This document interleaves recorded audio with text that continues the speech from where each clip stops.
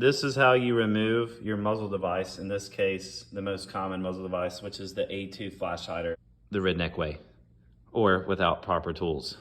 Come to an overhang like this, a table, a bench, something, put you down something that doesn't scratch the gun, and then you're gonna sit on your quad rail, but you're not gonna put all of your human weight on it. You're not gonna break your quad rail, but you are gonna sit down on here, and while at the same time sitting down, you're gonna get a 3/4 inch wrench.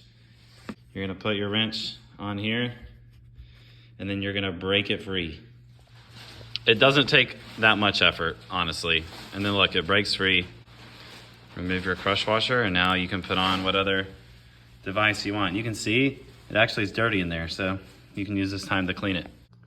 All right, so in this case, we have the flash hider removed, and we're putting a dead air suppressor capable flash hider. So let me get this put on, and then I'll show you that process.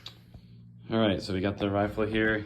Here's the dead air Sandman X suppressor. So I can use it on my 300 blackout.